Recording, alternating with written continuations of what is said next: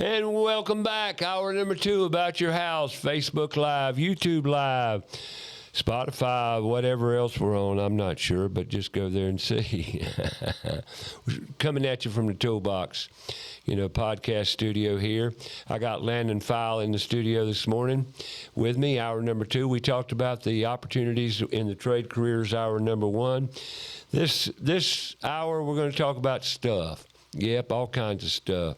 But first of all, I'm going to talk about the weather. Today's weather should be partly cloudy, 61 degrees, high of 61. This past week's been in the 50s. Great weather, beautiful weather, actually. Going to be in the 60s all week, pushing up in 60s, mid-60s, upper 60s, as well as the mid-50s. Great remodeling weather, isn't it? Oh, yeah. How'd you like the cold weather, Landon? Hated it. Why do you hate it? Remind you of home? Yeah. Where you were born? You were born where? I was born in Wisconsin.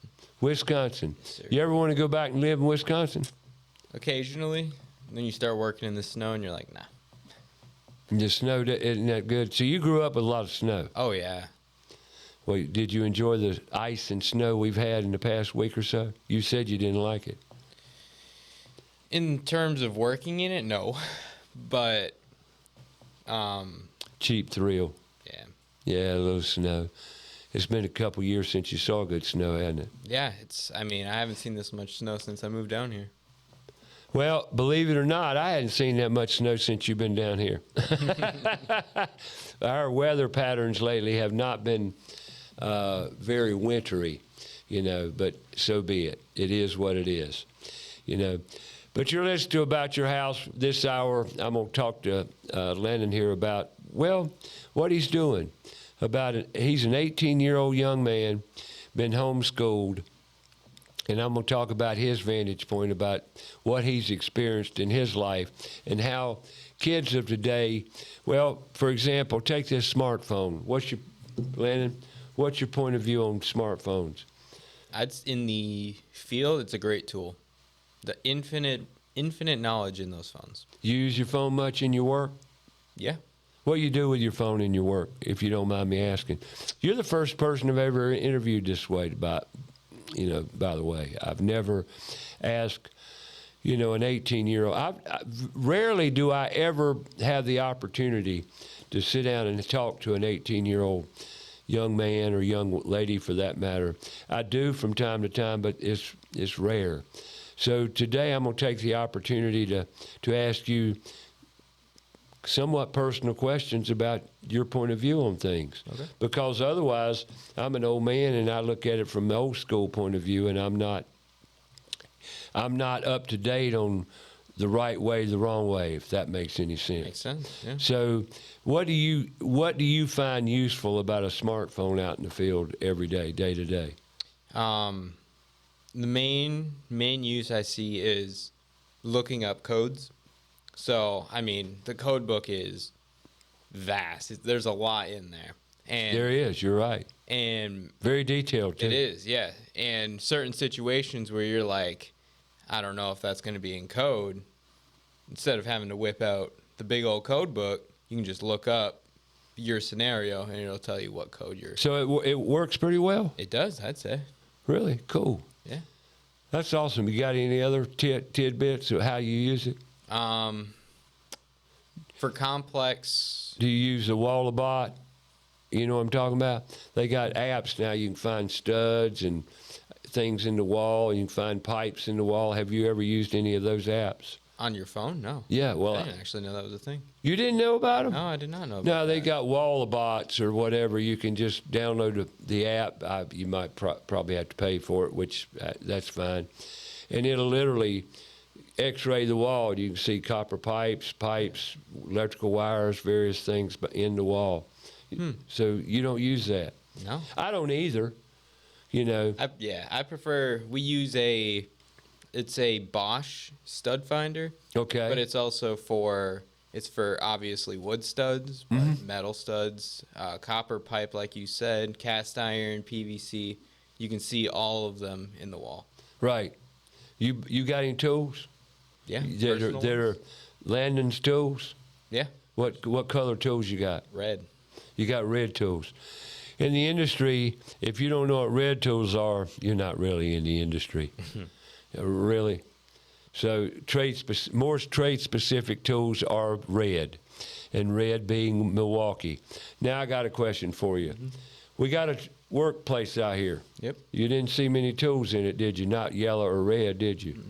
All right, here we go. We're taking off. What color we need to go with? Depends on the application. Well, you heard what we're doing. We're doing electrical. We're doing plumbing. We're going to be doing HVAC. We're going to be doing welding. We're going to be doing carpentry. I pose my question again. What color should I go with? I'd go with red. I agree with you wholeheartedly. And hopefully red will work with us. Milwaukee, we need you. We need you. Actually, in all honesty, we need both of you. And there's the raw facts of life. Why should this be a competitive thing? Because there's room for both of us on the playing field. Don't you believe? I'd say. I see the whole spectrum of tools on the job sites. Milwaukee tools are more trade specific, being that they've got specialized tools for varying trades. They got wire strippers. They got wire nut turners, spinners. They got, oh, gee whiz, tubing cutters, tubing polishers, tubing sanders. They got all kinds of groovy tools. And in the trades, the tools are the toys. That's right. But you got all red. You went out and bought red tools. Yeah. Cool. That's awesome. Personally, I find them to just be more reliable. Well, DeWalt being the yellow tool, and I can talk about them open and freely. I've got a set of DeWalt 20-volt battery tools that I love very much. But if I could buy a package deal with Milwaukee, I would have gone red. But there again, my DeWalt tools are very, very, very, very good tools, very dependable. I have no complaints whatsoever about my DeWalt tools. None. Not at all. I just think that, well, they need to be more trade-specific oriented or driven, like Milwaukee. Yeah. Yeah, wouldn't you agree? I agree. It's more for the step down from professional work, in my opinion. Yeah, you might say that. And it's all got something to do with cost, too. And now, let's back up a little bit. Speaking of the pathways and career opportunities in the trades, you got to have tools. And that's your major expense, wouldn't you say? Going into the trades, your biggest expense, really, other than, what's the best tool you got? The biggest tool you got? The biggest tool we have? Yeah. That big old, that grinder wheel that we have? Nope. Or a jackhammer? Nope. You drove it here. What is it? Truck. A truck. Yeah. What's the second most important tool you have every day? Yourself. Right here. You can't live without communicating. Am I right or wrong? You're not wrong. And you can't do your job without communicating day to day. That's why I say every day, to every meeting I go to, what's the most important thing we're going to do today? It's communicate. I had 2 meetings this past week with other nonprofits on the development of this toolbox. Without those meetings, we wouldn't be near as far on the progression ladder as we are. Communicating is absolutely essential to a good plan. If we don't communicate well, we can't plan well. So remember that. Telephones, smartphones, as much as I'll sit here and criticize them. And by the way, I got to talk about this a minute. Sweden, just recently, have outlawed cell phones, smartphones in schools. Yeah, and they're changing the whole protocol behind smartphones in the internet over in Sweden. Hallelujah, it's happening somewhere on the planet. Now I'm going to ask you, of course, you haven't been in public schools a lot. You have been, but you haven't been in them a lot. What do you think the policy ought to be around smartphones? They should be put up during class for sure. That's the bare minimum. bare minimum. But I think they could also be a vital tool if used correctly. They are a great tool, but they're also very interruptive, and they're very disruptive. I said interrupted, they're disruptive. They're very disruptive, and they should be eliminated from the classroom. That's my point of view. Yeah, and then you got parents saying, but I want my son or daughter to be safe and be able to communicate with me. Well, between breaks they can. Between breaks they can. I mean, that's the way it ought to be. I never had a phone in school. Never day one did I have a phone in school. Never. Why would I have a phone in school? I'm in school, for Pete's sake. I'm not on my job. I'm not doing anything. I'm in school to learn, not to play on my phone. And then with technology being what it is, and I had the wonderful opportunity to talk into a classroom about the opportunities in the trades. And I noticed that everything in that classroom was on a laptop. Everything in teaching is around laptops. Am I right or wrong? Not wrong. So is a smartphone and a laptop essentially the same thing? Essentially, in a sense, yeah. In a sense, they are, right? Yeah. But the smartphone being on a more personal level than the laptop, right? I can agree. More connectivity to your personal info, right? Yeah. So, and bottom line is, smartphones ought to be eliminated from the classroom. They're very disruptive. They don't add anything to the agenda other than confusion. I mean, help me if I'm wrong here, folks. And also, the kids are addicted. It's a big problem. I mean, a big problem. And you talk about learning, what are you learning on your smartphone? Nothing. Nothing, yeah. Nothing. They need to be eliminated. So you think, bottom line is they just need to be eliminated from the classroom? Essentially, I'd say. I think they need to be put in a box at the door. That way it minimizes any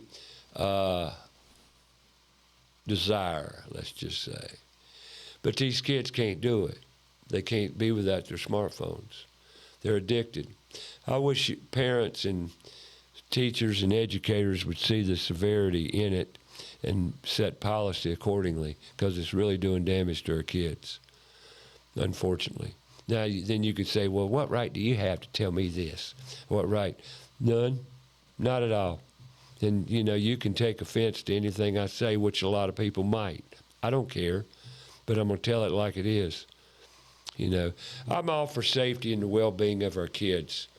I love them, each and every one of them. They're all geniuses. We just need to tap into what their genius is about,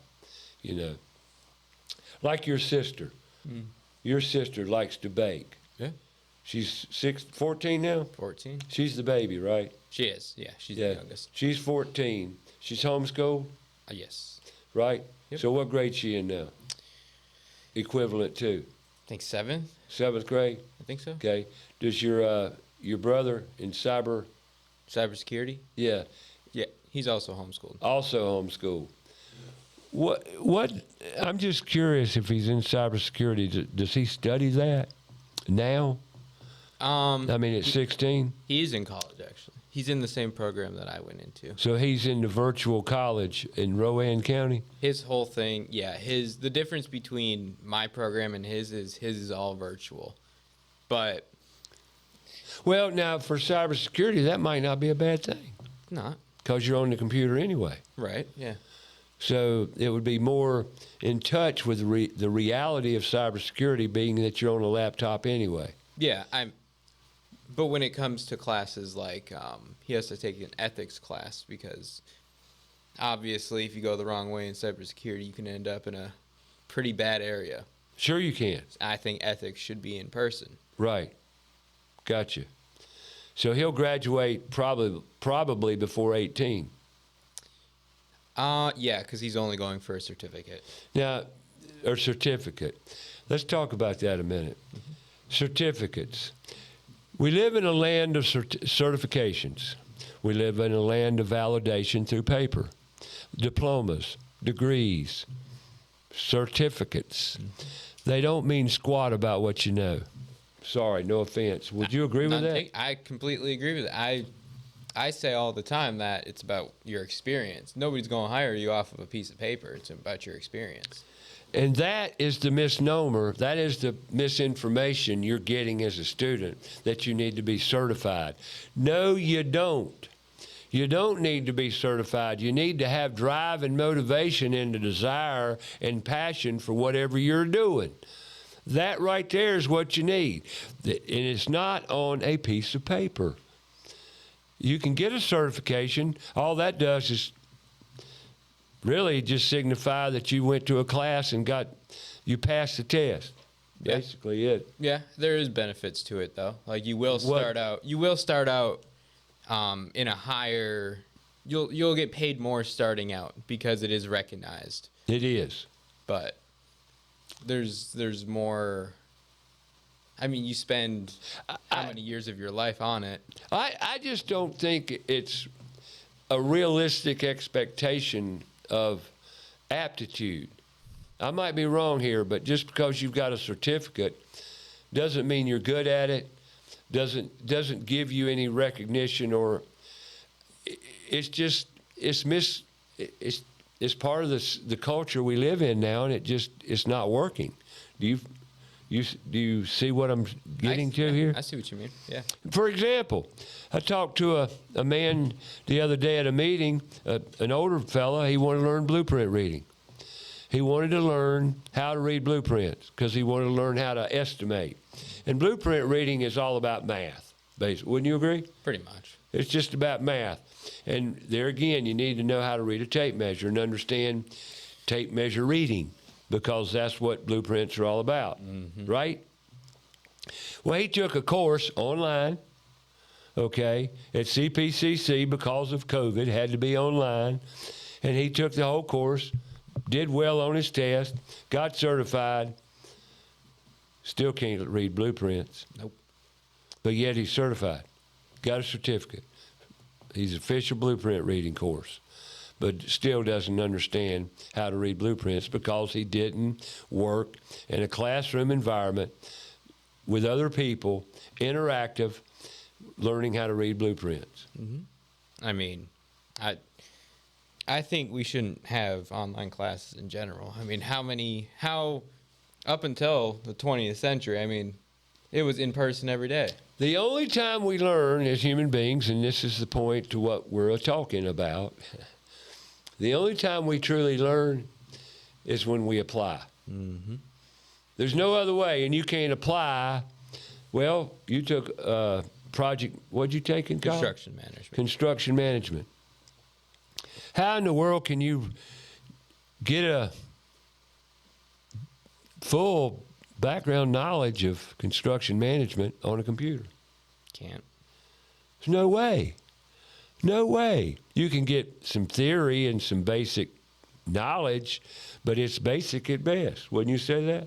Basic, yeah. Definitely basic at best. So what are we doing? What are we doing? Well, we're not giving our children opportunities that are tremendous benefits to life, and that's the trades. We're teaching them how to go to college and learn how to be fit in the box. True. Isn't that what you learn in college, how to fit in the box, basically? Pretty much. Yeah. And whether you learn it online or you learn it in a classroom, you're learning how to fit in the box. And in the trades, you learn, actually, the best tradespeople are the ones that roam outside the box. Yeah. Right? I agree. I can't stand being in the box. That's exactly why I chose trades. You heard it. There's an 18-year-old right there. That's why he chose this avenue of approach. But we're not giving that to our kids. We're feeding them the college route, the college pathway. Go to college, get a degree. A degree in what? Now, there again, it sounds like I'm criticizing college. Well, you picked up on my message, didn't you? Yep, I'm criticizing it because it's not working. If it worked, I'd be all over it, but it's not working. It works for some. 90% of the people that go to college and get a college degree do not use that degree in their career pathway. That ain't me talking. That is not my facts. That is Harvard, MIT, and other educational institutions have done these studies. So, what we're going to do? We got to teach our kids other pathways. And believe me, it'll benefit you. It'll benefit you beyond your wildest dreams, because it's nice to have a handyman in the house. Oh yeah. What do you like to fix? I'm plumbing work mostly. You like plumbing? I do like to, whenever something springs a leak, I do like to fix that. You like it? Adjusting toilets, just like the basic maintenance items, I guess you could say. Right.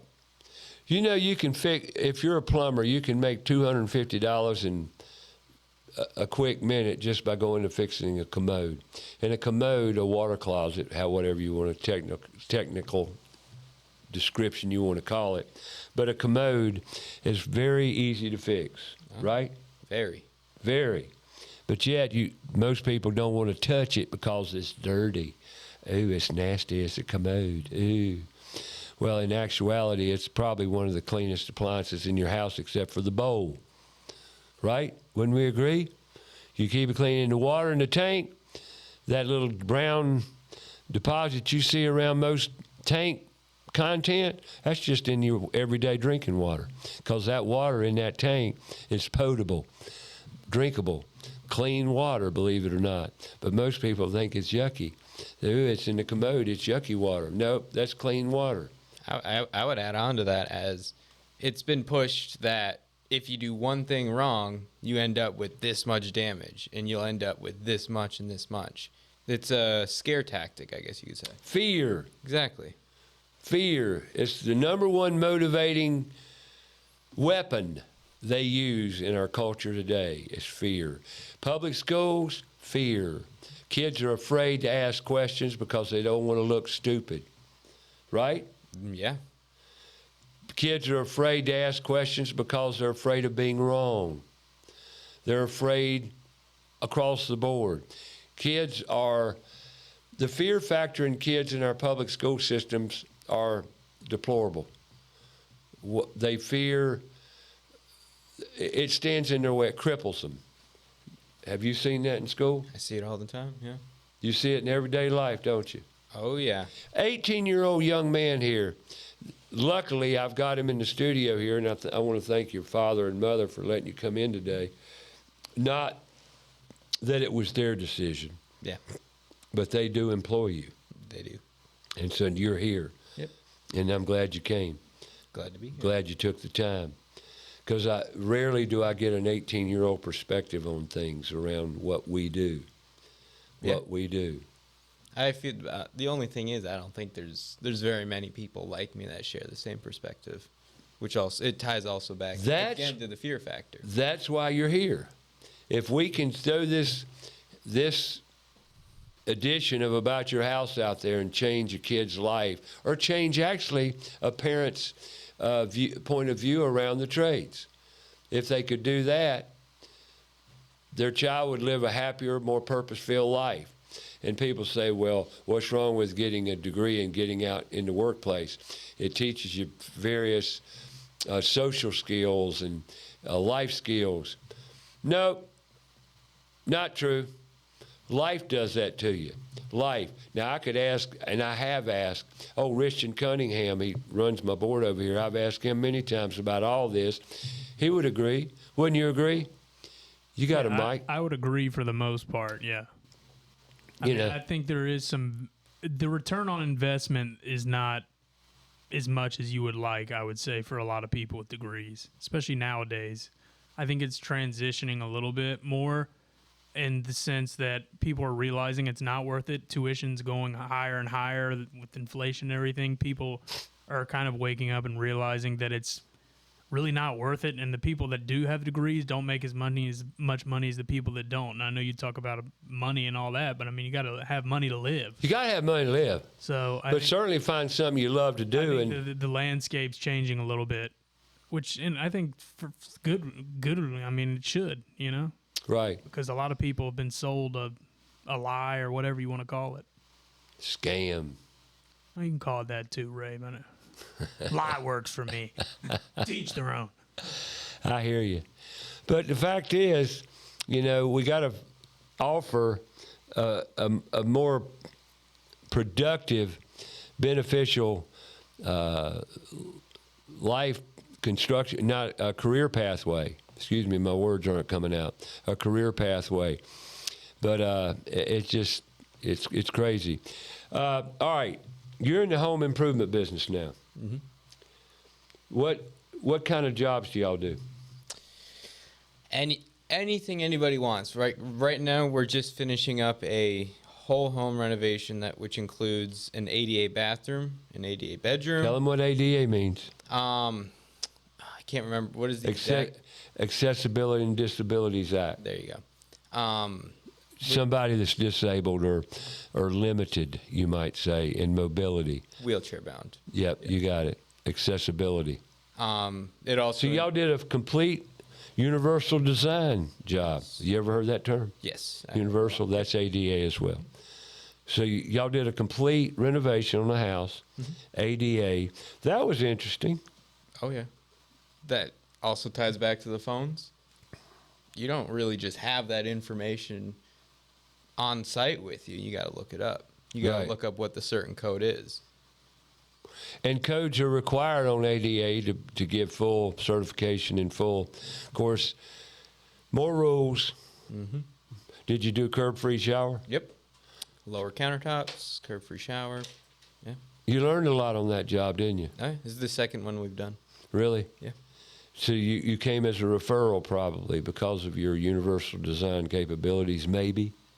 Maybe. I'm not entirely sure, but it's possible. Got it. Now, who did that job, Home Theory or Beyond Home Services? Beyond Home Services. Beyond Home Services is the construction side of the company. Gotcha. The licensed general contractor Exactly. side. Exactly. Right. Got it. How many jobs y'all got going on now?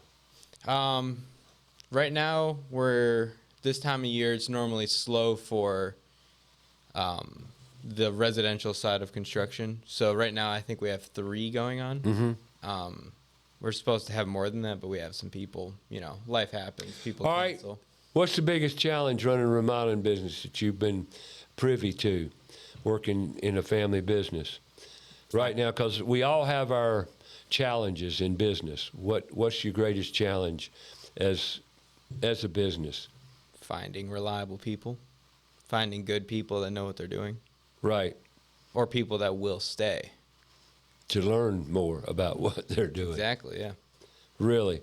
So the common theme is finding good people. Yeah, that's the main challenge. It's not, our quality of work is top tier. It's just trying to find people that hold the same standard that we do. Right.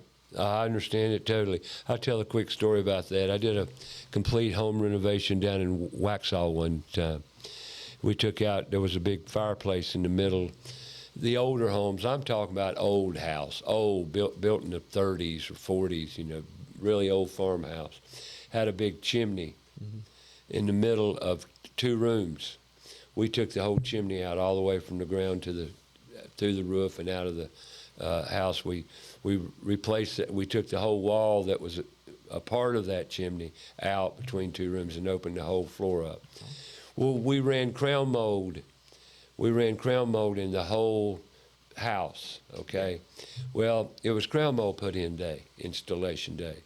So at the end of the day, I said, I'm going to run by and check out, what it looks like. I went by, walked in the room, and I looked up, and I said, who put this crown mold up? One guy said, I did. I said, take it all back down. He says, why? I said, it's upside down. He put the crown mold in upside down. And then I said, it's upside down. He says, well, the homeowner didn't notice it. I said, I don't care if the homeowner noticed it or not. I did. It's wrong. Take it down and turn it around. Well, you realize what that's going to take? Yeah, I'm the one paying for it. Yeah, I know what it's going to take. Well, to your point of view, to your point, he obviously didn't know what he was doing, did he? Mm-mm. Well, I fired him. Yep. I fired him that day because he wanted to sit there and argue with me about why we needed to take it down. I wasn't there to argue with you. And not only did he argue with me, he went back at the end of the day and stole my Senco's trim nail guns. And you wonder what we deal with in the trade industry, in construction. But he did. He went and stole my Senco nail guns, 2 of them, because I made him take or fired him. I don't know what he was mad about, but I fired him, but he wanted to sit there and argue with me. These are the kind of man problems, ego problems. You ever seen that yet? Oh, yeah. It's pretty rampant, isn't it? Oh, yeah. If you have an ego problem, you really have an ego problem. I like that. Yeah, and they're pretty prevalent, aren't they? Yeah, all the time. That's why you can't find good people. So everybody's really just got an ego. They think they know best. Exactly. Right.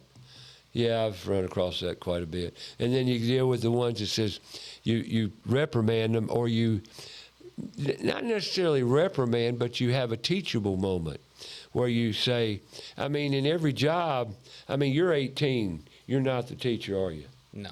You're not going to own that, are you? Mm-mm. But there will become a time like coping. Mm-hmm. You could be a teacher. Oh, yeah. With coping, because how many good carpenters out there that claim they're good carpenters don't cope? Good amount of them. Exactly. And you can make a 45-45. Congratulations, right? And you can make that, yeah, that's easy. But how about you, Kevin? You know how to cope? I haven't done it much. Yeah, but have you done it? I have done it. Okay, cool. Coping's an art. It really is. Say it again.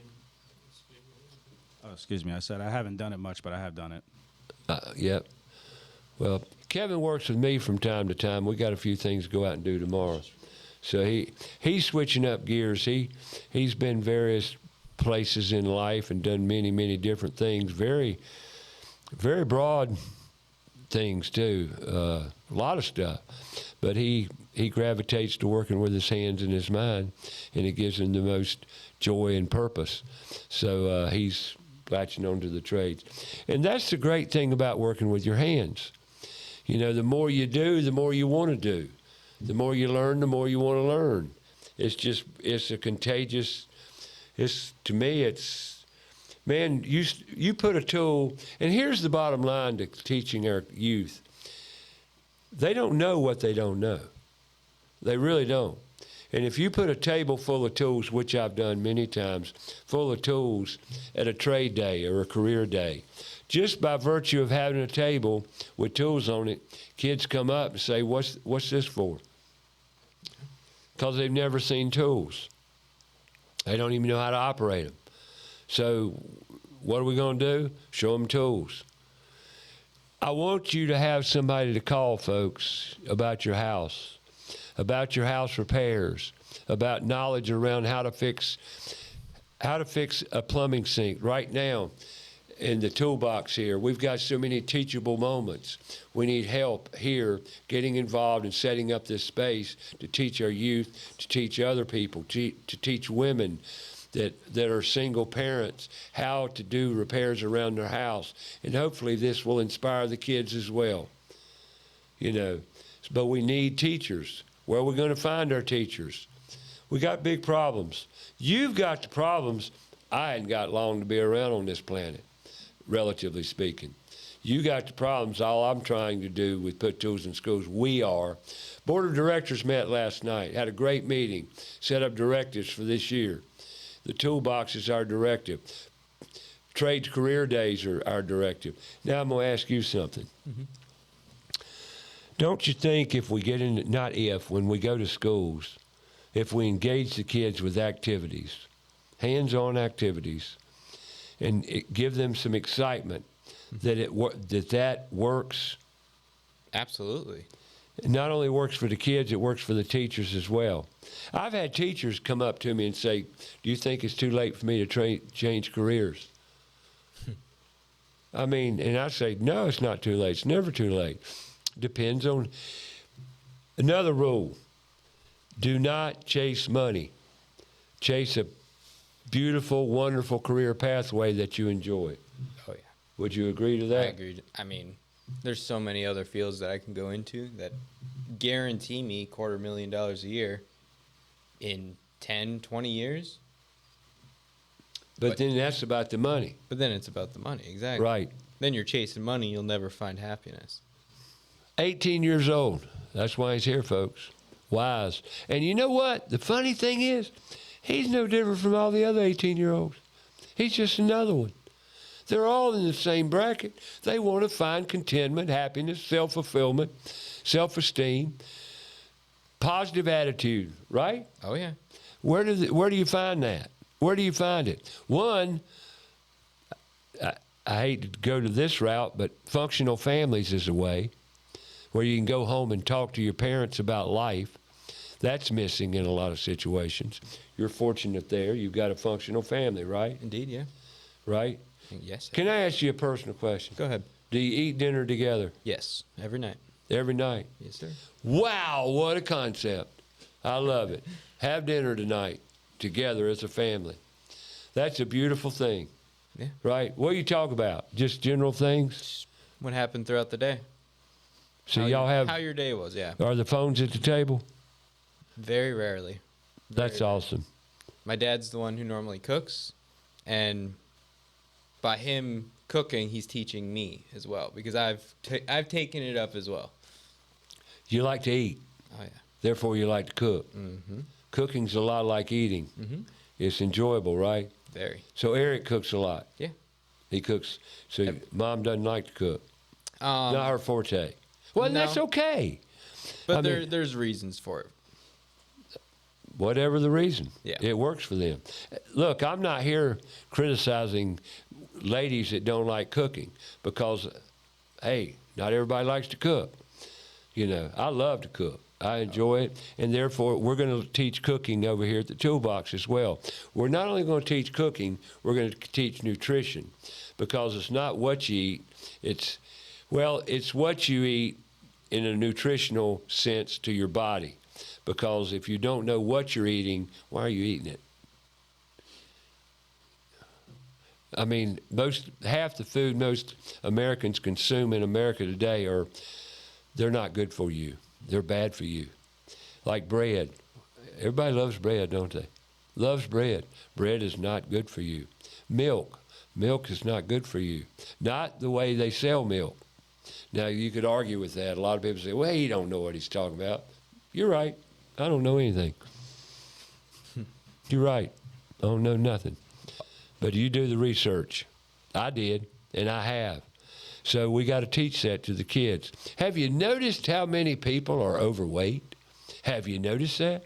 If you hadn't, you're not really paying attention. You're not.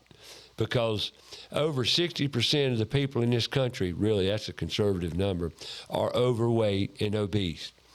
So why do you think that is? They're eating too much? It's not what they're eating, it's how they're eating. It's how they're eating. We need to teach our kids that. You seem to be pretty healthy. Yeah, I try. I would elaborate a little bit more on the Well, bread, talk to me. the You're bread here and- to talk. The bread and milk part. Bread and milk at their core are not it's not unhealthy. It's the processes that go into making them. Thank you. For example, I went over to France, where their food system is astronomically better. Oh, gosh. Bread? Oh, absolutely. Bread over there, It's different. it's eaten every day. And I tell you what, I didn't see a single person overweight. Not a single one. That's because of the content of the bread. Exactly. Doesn't have glyphosate in it, which I've said for many, many, many, many years. Glyphosate is a killer. They spray it on all wheat, barley, grains. In this country, all mass-produced grains, including wheat, flour, are sprayed with glyphosate. It makes the process of agriculture cheaper and more productive. Therefore, it's a bottom line kind of thing. And we're spraying our agriculture soybeans. I mean, I can go on and on and on about what is in glyphosate. Bottles of wine, they test wine in this country arbitrarily. And the vast majority of the wines in this country all have glyphosate in them. They're tainted. Like it or not, you don't have that in Europe. Mm-hmm. They don't. They have a standard. Yep, they do. So why don't we teach our kids this? I think we should. We are here at the Toolbox because we're going to have cooking classes. That's down the road a little bit. And I want to thank Queen City Home Store for supplying the vent hood and certain cooking elements to our to the Toolbox here, as well as the monitors. Queen City Home Store, been in business in Charlotte since 1952. Do the math, that's 74 years. 74 years, easy for me. 1952. Queen City Home Store, your one-stop shop for about any furniture, mattress, bedding, appliances, home video, home theater, you name it. Queen City Home Store. Go on Queen City Online, see them. Many, many locations throughout the Carolinas. Best price, guaranteed. Give them a call. That's Queen City Home Store.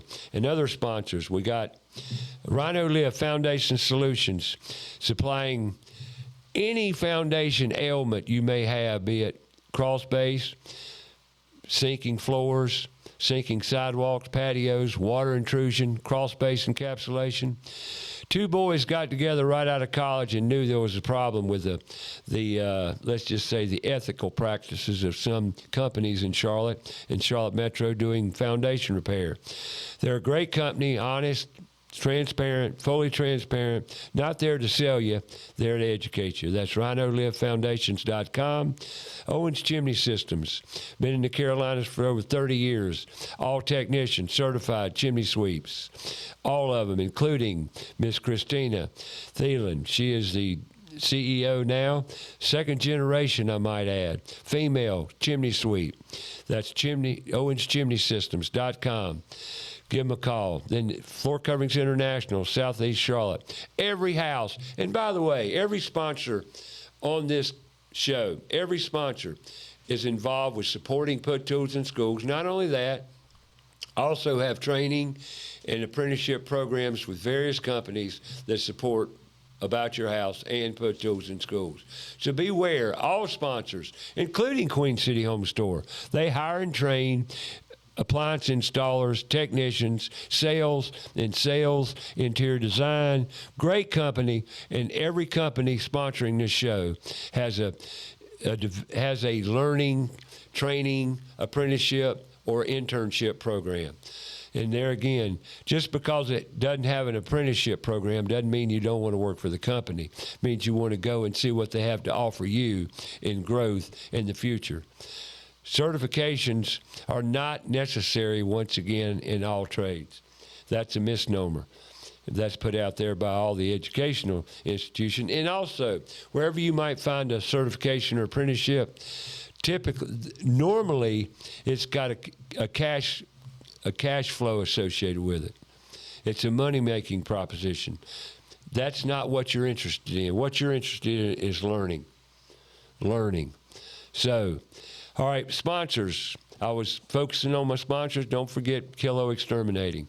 Kilo Exterminating being a pest control company, not out to sell anything but to protect you from water, loving insects. And you know, every insect out there has got to have water to survive, most of all termites. We're going to have a show here in the very near future about pest control as we move into the summer months. That's when you have a transition coming from the inside and moving outside, and the infestation of waterborne insects. And we're going to talk about that in depth. So that's Kilo Exterminating, kilo.biz. And another company that sponsors the program, Put Tools in Schools, I want to give mention to is S&N Infrastructure. S&N Infrastructure, Brian Morehouse on the program last Saturday. If you didn't catch the show, go to YouTube. It's in the archive catalog, and it was last week's show. That's S&N Infrastructure, Brian Morehouse. Great company supporting Put Tools in Schools efforts, also teaching women about infrastructure opportunities in the trades. Great company. That's S&N Infrastructure. If you're interested in looking in the possibilities of working in fiber optics, electrical infrastructure, great career opportunities, S&N Infrastructure. We got to have power. We got to have internet. There you go. So I've got Landon Fiel in the studio with me this this Saturday, every Saturday, on Fox Sports Charlotte. This Saturday, got Landon in the studio with me talking about, well, he's an 18-year-old young man just getting out of school, getting his feet planted in the ground, headed for a career pathway. And if you had to summarize where you're headed, what are you going to do 5 years from now? Hopefully construction manager. Construction manager. What's that look like? That looks like building out schedules, ordering materials, handling crews, and responding directly to the GC/owner. What do you think the hardest thing about today's remodeling task are?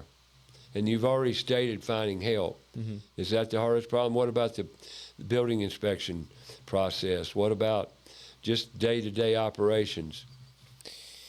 In the inspections part, it depends on your county, but it could be better because occasionally we will wait up to 3 days just to have an inspection done. Even like a simple one, like insulation inspection, we might have to wait 3 days for it. So that's 3 days y'all can't do anything further. Exactly. We can't put the brakes are on. Mm-hmm. And understand that inspection department, you got to play the game. If you're doing a complete whole home remodeling or a partial remodeling, certain permits could be required. Certain permits would not be required, depending on the extent of your job, right? Mm-hmm. If it's structural or if it's non-structural, no walls to be removed or whatever, you may not need a general permit, right? Construction permit. You're probably going to need electrical. Yep. You pretty much pull an electrical permit on every job, don't you? Yep, everyone. Well, that was a good answer, quick answer. Plumbing inspections, they're not required on every job, are they? Not on any job that you're not doing plumbing on. So if you touch any plumbing, you got to permit it? Mm-hmm. What's got to be inspected?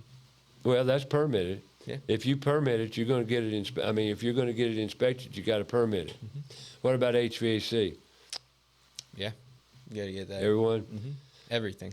Everything. So y'all pretty much general contract everything and just put a blanket permit on it. Yep, everything is subcontracted out. All of our trades. Exactly, all of our trades. Infrastructure trades. I will add on to the inspections part. Yes. It's also the fact that you are waiting for 3 different inspectors. Like we don't have a general inspector. In all counties, it's the same that way. Because I was under the impression that they had changed years ago into a one-man, like remodeling required, they just had one inspector that would inspect all trades. So it depends because sometimes you'll get guys that haven't been there for long enough. So the way it works is these guys have to get certified to be able to inspect it. Right. So it depends. Are these guys going out of their way to ask, hey, I'll go get certified so I can inspect this? Like, for example, we have one inspector that can inspect our insulation, plumbing, electrical, and framing. There you go. So he does it all. But it's honestly too common that you'll have one inspector for insulation. You'll have one inspector for plumbing and electrical because normally those are combined. And you'll have one inspector for framing. Right. Gotcha. Yeah. Where's most of y'all's work at? Which county? Mostly in the Mecklenburg County. So you're in Mecklenburg County mostly? Mostly, yeah. I see it, yeah. How's the inspection department in Meck? In Meck? What's your feelings? Not great. In what way? And the only reason I'm not asking you to corner the inspection department or criticize them. The bureaucracy of our governmental agencies in the building industry does the best they can, and they do a relatively good job. However, it's always changing, is it not? It is always changing, and I wouldn't put it all on the inspectors themselves. That's right. I've talked with a couple of them, and the amount of stuff they have to do, the amount of jobs they have to get to during the day is crazy. They have to build their own schedules. They're not just given. They're given the locations of jobs, but they have to build their own routes. So I think if they had a set team that built the routes, kind of like a subcontractor, right? Sure. Right? You have your head Right. that does all the scheduling. If you had one guy doing it, I think it would run I think it would run better. Well, when they ask you, call me and let me know, okay? All right. But it's part. I wanted to bring that up because it's a major part of any construction job is handling the inspection processes and dealing with the inspection departments. How many red flags y'all get? Very few. Very few. Very few. We rarely fail an inspection. That's awesome. That's preparation there. Yeah. That's good subs too. I was going to say we pick good subs. Well, you got to have good subs. How many electricians you gone through? I know you got 5 of them at least. See, At least. I didn't ask him if he went through them. I said, how many did you go through? Because it's SOP, standard operational procedure, to go through many subcontractors to get the right company that fits your company. And our electricians that we've had them for, I think, a year and a half, 2 years now, and they're amazing. Hot Electric, awesome guys. What's the name? Hot Electric. Ha? H-O-T-T, Hot Electric. Hot, H-O-T-T, Hot Electric. Great guys. Great electricians are hard to come by. Great ones, I'm saying, great ones. Most of them want to argue with you. Am I right or wrong, Brandon? Not wrong. You know, and they're the sloppiest subs on the job. Am I right or wrong? Also right. They don't know how to handle brooms. They're not trained well in broom operation. Electricians are notorious slobs, right? Yep. They're the sloppiest subs on the job. Yeah, we're giving you heck today, aren't we, electricians? That's right. I earned it, too. My father was an electrician. I've been around the electrical field all my life, and the first thing I do with my electrician showed up is I'd show them the broom. And I said, please use it by the time, as you leave the job today. Use the broom. Seriously, they don't know how to clean up. Our guys are good at it. Our subs are really good at it. Good, good. I love you electricians. I think you're great people. Don't misunderstand me. I love them. That's a great career pathway, too. Do you like doing electrical work? Well, that's an answer right there. Not as much. Why? You like plumbing better than electrical? Yeah. I find electrical to just be not too much risk, but too much, I guess too much like preparation, I guess you would say. Too many things that could go wrong. Like, I've seen these guys, and to like run stuff to the panel, you have to have all of these different, like, your scenario is specific I'll put it this way. The scenario on the job site, Right. the task at hand is ever changing. It's never the same. That's what I love about the trades. They're all different. Every day is a new day. What are we going to do today? You know, every job's different. Yeah. Never drive the same nail twice. I just love it. The career pathways are just absolutely, to me, amazing. They're fun, they're joyful, and every day's a new day. Every day. You never do the same job twice, typically. Yeah. And if you do, you're going to get off of it real quick because it becomes boring. Yeah, that's accurate. Were you an ADHD kid? Yeah, I am. You still are. Aren't you? Not a bad thing, though. No, it's a Not gift. bad thing. ADHD is a gift. You're not on any meds either, are you? Well, no meds for Landon. ADHD is a gift. If your child has been diagnosed with ADHD and you take it like your child's sick, broke, less than, you got a problem. You need to change your way of thinking. It's a gift. It's a great gift. Every child on this planet was born a genius. Every one of them. You just got to find their avenue of approach and their avenue of genius.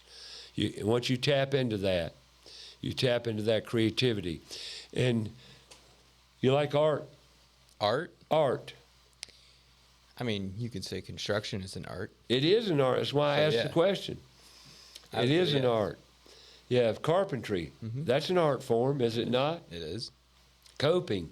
That's part of an art form. Yeah. Yep. Because you put it together and it just works. Yeah, it does. It works. It's good stuff.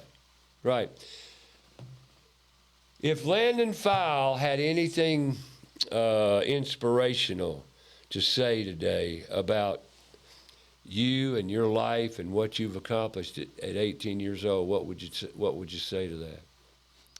That's a loaded question there, young man. Don't live in the box. Don't just do what everybody else says to do. Don't just live for yourself. Do your own passion and love what you do. Don't chase money. Don't chase money, love what you do. That's right. You're spot on. Unfortunately, we're not teaching that philosophy in school. We're teaching you. We've talked about a lot today about various trades, jobs, home improvement, remodeling, how this young man at 18 years old is dealing with his future. And it's really no different from your child or anyone out there searching for a way of life and a great opportunity. And the best opportunity you can find is within your own self and your abilities to act and to serve your fellow human. And now we need to figure out more ways to do that with love, respect, care. And regardless of what you might think of my actions and my voice on this program, a lot of people are very sensitive nowadays and take things personally. I'm not here to attack anyone or any career pathway. I'm not here to begrudge college only because it's not working. And when I say it's not working, it's not working. Because you go to college for an education to do what? Live your life productive, happy, and purpose-filled. Right? Yeah. If you don't get that when you come out of college, I'd say it's not working. That's what I'd say. It's not working, and it's not. So let's work on ways, spread love, spread joy, find a way to overcome the issues we have in our education system and the way we address future careers and pathways of our youth. We need it. We need dependability. We need people we can call for good service, good work, and authentic people that aren't trying to be something they're not. So find out what it is you want to do and go find it, go do it. Can you come back on the show sometime? Absolutely. And I'd like for you to bring your brother in cybersecurity. Is he a talker? Relatively. Relatively? Relatively. Where do you see your brother going? I have a different stance on cybersecurity. I don't think it'll last very long. I think you'll get 10 years and then it'll be taken over by AI. I think anything connected totally with computer and technology is AI associated, and it's of possibilities of being eliminated. I agree. So that's my point of view about cybersecurity. But it's definitely going to hang around because of the threats around, well, technology and security reasons. Yep. So, I agree. well, next week we're going to have Floor Coverings International in studio. Going to talk about floors. That's right. Every house has floors and has something on that floor, be it concrete, be it LVP, luxury vinyl plank, hardwood flooring, engineered flooring, whatever the case may be. And Eric, I appreciate you coming. Eric, yes, your daddy. Landon, I appreciate you coming in today. And now go make it a great week. And like I said, next week, Floor Coverings International, Southeast Charlotte crew. I don't know what's going to show up, but they're going to be here. They're also providing the flooring for one of the rooms up here at the Toolbox, supporting the Toolbox and all of our efforts around Put Tools in Schools. Support them like they support us. That's Floor Coverings International of Southeast Charlotte. Now go make it a great week. You're listening to right here About Your House, Fox Sports Charlotte, every Saturday morning, 9 to 11 a.m. Fox Sports, download the free app, stream it live, YouTube Live, Facebook Live. Every Tuesday, tune in for live broadcast streaming on all of our channels. So tune in next Saturday, Floor Coverings International, Southeast Charlotte. Thank you, Landon. Appreciate it. You've been a great guest. I appreciate your input. 18-year-old. There we go. Make it a great week. We'll see you next week right here on About Your House.